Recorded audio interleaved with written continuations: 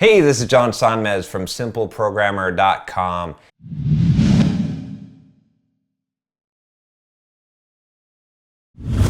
And today I'm actually going to change it up a little bit, and I'm not going to do a question. I've been doing a lot of questions, and it's good. I like to do answer questions, but I've kind of missed not doing as many of the standalone topics. So I thought I'd give you a standalone topic. A lot of people ask me about finances, and I do a lot of topics on that. So here's a financial topic for you out there. This is kind of a rule that I've kind of set for myself over time that I found to be really beneficial, right? I'm a pretty busy guy, and I don't want to waste a lot of time.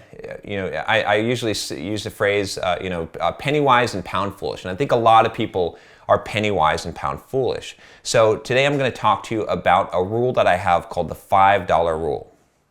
So the $5 rule is basically this rule that if something is less than $5, or it's going to save me less than $5, if the amount that I'm worried about is $5 or less, just do it. Don't even think about it, right? And this is a rule. You might change this over time, right? I think as I've done better in my career, I've sort of graduated this probably closer to the $20 rule.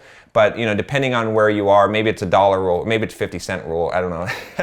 But a lot of people I find are clipping coupons, right? And it actually, so there's kind of two sides to this, right? On the fitness side as well, right? McDonald's loves to send you these, get a free Big Mac, like save $2.50, right? When you look at the value that you're actually saving from these coupons, right? It's like $2.50, and now you're gonna go and eat some fast food that you wouldn't have eaten before, right? So there's, you kind of get that benefit as well, right? If you are willing to say, okay, if it's $5 or less, it doesn't matter, I'm not going to even think about it, then you're not going to get sucked into this. I'll give you a good example, a story.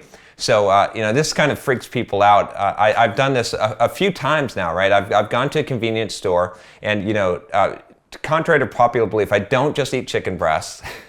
I occasionally do eat a candy bar, and so I've gone to a convenience store, and I've bought a candy bar, and they have this 2-for-1. Right, and so I've actually just bought one, and then the clerk or the cashier will say, "Hey, did you it's 2-for-1? If you pick out another one, you can get both for the same price." And then I'll just say, "No, I just want one." Right, because it actually falls into that $5 rule, right? Because you might be motivated to pick up an extra candy bar just because you're saving whatever the cost of that is, which is really like $1, right? So think about how many things in your life that someone suckers you into doing just because you're going to save something less than $5. So if you implement that rule, what you're going to find is not only are you going to not make all these ridiculous decisions that you hem and haw about. Have you ever, gone and tried to decide where you're going to eat based on the coupons that you've clipped out? Or if you're going to buy something, you spend an hour maybe looking at reviews on Amazon, and it's a $5 price difference. Just buy the more expensive thing that had the better reviews. Don't worry about saving yourself $5, or, oh, it's $5 shipping, right? Or $5 more shipping. Forget about it. Just buy the thing. How much is your time worth, right? Most of us are making more than $5 an hour, yet a lot of us will spend time to save $5. Gas station is another place that this comes into effect. I'm not going to name names here, but I've driven around with some relatives of mine who have driven literally across town or waited in line in Costco, right? This is the craziest thing, to save a couple of cents a gallon. How crazy is that, right? How much is your time worth? So, this is something that I'd recommend that you implement. And again, it's not that $5 matters so much. I found that for most of us, $5 rule is a good place to start. But if you make a lot of money, maybe you have a $20 rule. Like I said, I implement that pretty often now. Or maybe if you're really college broke, maybe it's a $1 rule. But whatever it is, consider your time and implement some kind of rule so that you can make these kind of decisions, and you don't have to make these kind of decisions all day long.